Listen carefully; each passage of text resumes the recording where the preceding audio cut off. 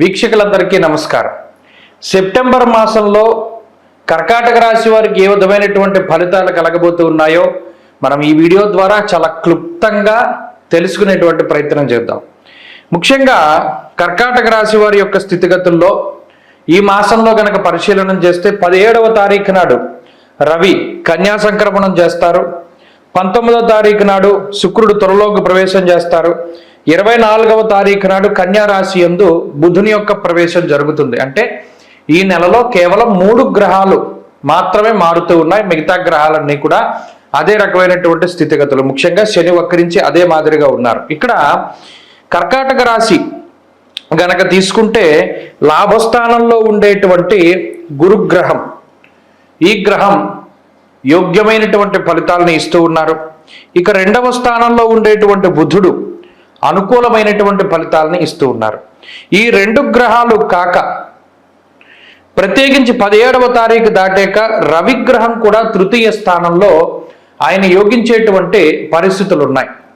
అంటే ప్రత్యేకించి 3 గ్రహాల తాలూకు శుభ ఫలితాలు ఈ రాశి వారికి పరిపూర్ణంగా కనబడుతూ ఉన్నాయి. ఇక అష్టమంలో వక్రించినటువంటి శనేశ్వరుడు, వ్యయస్థానమందు కుజుడు, ఈ 2 గ్రహాలు మాత్రమే ప్రధానంగా పీడించే గ్రహాలు. అందులోనూ శని వక్రించి ఉన్నప్పుడు మనం భయపడాల్సిన పని లేదు. ప్రధానంగా కుజుడు ఒక్కరు వ్యతిరేకించే అంటే కొంత చెడు ఫలితాలు ఇచ్చేటువంటి గ్రహంగా మనకి కనబడుతున్నారు. ఈ మాదిరిగా చూసుకున్నప్పుడు కర్కాటక రాశి వారికి సెప్టెంబర్ మాసం సానుకూలంగానే ఉండబోతూ ఉన్నది. అంటే అంత ప్రమాదకరమైనటువంటి పరిస్థితులు లేవు. ఏదైనా ఈ 23వ తారీఖు దగ్గర నుండి 30వ తారీఖు వరకు ఏర్పడ్డటువంటి మాలికా యోగాల రీత్యా లేదా కుజుడు మారినటువంటి తొలి రోజుల్లోనూ ఏమైనా కొంత ఇబ్బందికరమైనటువంటి ఫలితాలను ఏమైనా ఇస్తే ఇవ్వచ్చు. కానీ సెప్టెంబర్ నెల ప్రారంభమైన దగ్గర నుండి కర్కాటక రాశి వారికి ఒకంత మంచి ఫలితాలు రావడానికి అవకాశం ఉంటుంది. అనగా 12వ స్థానంలో ఉండేటువంటి కుజుడే ప్రధానంగా ఇబ్బంది పెట్టేటువంటి గ్రహం. ఇక్కడ 2వ స్థానంలో రవి ఉండి అర్గళ దోషం ఉన్నప్పటికీ కూడా గురుడు కొంత దోషాన్ని తీసివేస్తున్నారు. అలాగే 2వ స్థానంలో బుధుడు యోగిస్తూ ఉన్నారు. ఈ 19వ తారీఖు దగ్గర నుండి శుక్రుడు, 17వ తారీఖు దగ్గర నుండి రవి. ఓవరాల్గా నెలలో చూసుకున్నప్పుడు గ్రహాల యొక్క అనుకూలత కొంత బాగానే కనబడుతూ ఉన్నది. అయితే ఇక్కడ 2వ స్థానంలో రవిగ్రహం సంచారం చేయడం హీనత్వం దుష్ట సంసర్గో మనస్తాప శిరోవ్యధ అంటూ ఉన్నది శాస్త్రం. అంటే చెడు వ్యసనాలు, చెడు సావాసాలు, ఒక వ్యక్తి ఇతను సమాజంలో తప్పు లేదా కొంత వ్యసనపరుడు లేదా ఇతని మీద ఎలిగేషన్స్ ఉన్నాయి, ప్రజలందరూ కూడా ఇతనికి దూరంగా ఉంటున్నారని తెలిసినప్పటికీ కూడా వారితో మీరు సహవాసం చేసేటువంటి పరిస్థితులు, ఇలా కొంత వ్యసనాల పట్ల చెడు సావాసాల పట్ల కొంత ప్రభావితం చెందుతారు, ఆకర్షితులు అవుతూ ఉంటారు. ప్రత్యేకించి 17వ తారీఖు దాటాక రవిగ్రహం కూడా తృతీయ స్థానంలో ఆయన యోగించేటువంటి పరిస్థితులు ఉన్నాయి. అంటే ప్రత్యేకించి 3 గ్రహాల తాలూకు శుభ ఫలితాలు ఈ రాశి వారికి పరిపూర్ణంగా కనబడుతూ ఉన్నాయి. ఇక అష్టమంలో వక్రించినటువంటి శనేశ్వరుడు, వ్యయస్థానమందు కుజుడు, ఈ 2 గ్రహాలు మాత్రమే ప్రధానంగా పీడించే గ్రహాలు. అందులోనూ శని వక్రించి ఉన్నప్పుడు మనం భయపడాల్సిన పని లేదు. ప్రధానంగా కుజుడు ఒక్కరు వ్యతిరేకించే అంటే కొంత చెడు ఫలితాలు ఇచ్చేటువంటి గ్రహంగా మనకి కనబడుతున్నారు. ఈ మాదిరిగా చూసుకున్నప్పుడు కర్కాటక రాశి వారికి సెప్టెంబర్ మాసం సానుకూలంగానే ఉండబోతూ ఉన్నది. అంటే అంత ప్రమాదకరమైనటువంటి పరిస్థితులు లేవు.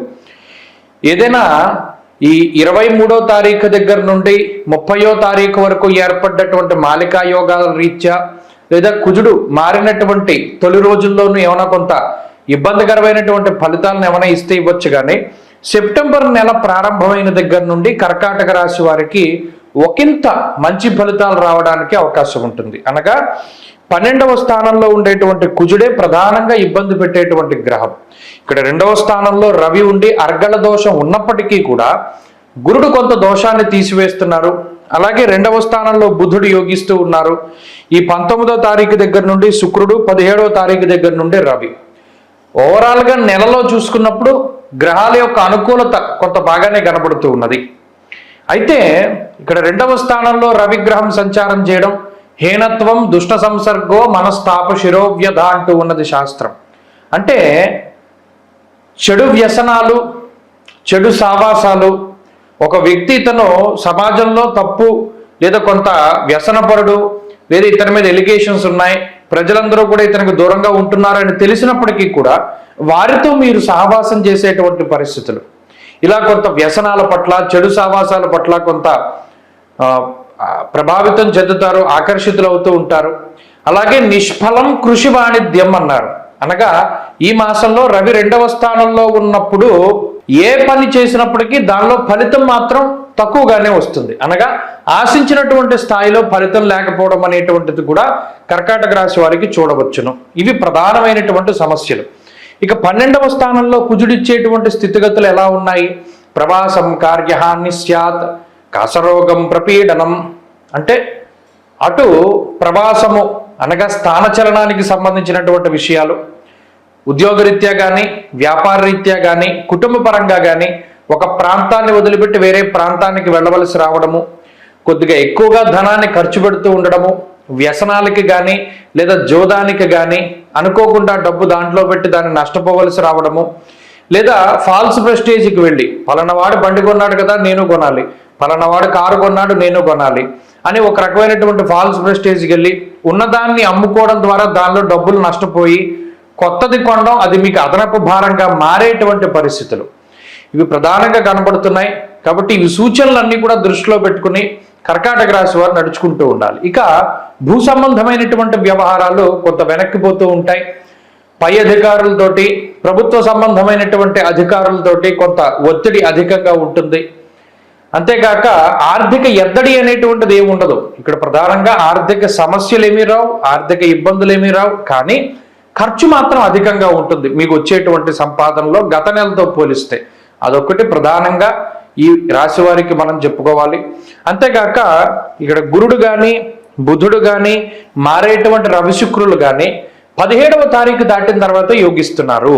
అందుకని ఈ సెప్టెంబర్ 17వ తారీఖు ముందు ఉండేటువంటి గ్రహస్థితి ఏవి కూడా అంత అనుకూలంగా లేదు. కాబట్టి ఈ కర్కాటక రాశి వారు ఏదైనా చెయ్యాలి, ముఖ్యమైనటువంటి పనిని తలపెట్టాలి, ఏదైనా ఇంపార్టెంట్ పనులు ఏమైనా చేయాలి, మీటింగ్స్ ఉన్నా కలవాలన్నా ఏదైనా డెసిషన్ తీసుకోవాలి అన్నా ప్రయాణం చేయాలి అన్నా సెప్టెంబర్ 17 తర్వాత ఉండేటువంటి పరిస్థితులు చాలా మెరుగ్గా కనబడుతూ ఉన్నాయి. సెప్టెంబర్ 17 తర్వాత రవి బలం పెరుగుతుంది, శుక్రబలం పెరుగుతుంది, బుధ బలం పెరుగుతుంది, గురుబలం ఉంది, చంద్రబలం ఎలాగో ఉంటుంది మధ్య మధ్యలో. అందువల్ల ఎక్కువ గ్రహాలు అనుకూలిస్తూ ఉంటాయి. అందువల్ల 17 దాటాక ఏ పనైనా పెట్టుకోండి. ఏదైనా ఉద్యోగం మారాలి అన్నా, కొత్త ఉద్యోగం కోసం ప్రయత్నం చేయాలి అన్నా, ఇలా ఏ పనులైనా సరే సెప్టెంబర్ 17వ తారీఖు దాటిన తర్వాత పెట్టుకుంటే అవన్నీ కూడా మంచి ఫలితాలు ఇవ్వడం ప్రారంభిస్తాయి. ప్రత్యేకించి ఈలోపు ఈ 17వ తారీఖు లోపు ఈ గ్రహస్థితి నుండి కొంత బయటపడాలి అంటే కుజగ్రహ అధిష్టాన దేవత అయినటువంటి సుబ్రహ్మణ్యేశ్వర స్వామి ఆరాధన, సర్పసూక్తంతో సుబ్రహ్మణ్యేశ్వర స్వామికి అభిషేకం చేయించుకుంటూ ఉండడం, మంగళవారం నాడు ప్రత్యేకించి ఎర్రటి పళ్ళు, కందిపప్పు, ఎర్రటి వస్త్రం, ఎర్రటి పువ్వులు దానం చేయడం చెప్పదగినటువంటి సూచన. ప్రతిరోజు చదువుకోదగింది లక్ష్మీ నృసింహ కరావలంబ స్తోత్రం, అది చదువుకుంటూ ఉంటే మంచి ఫలితాలు వస్తాయి.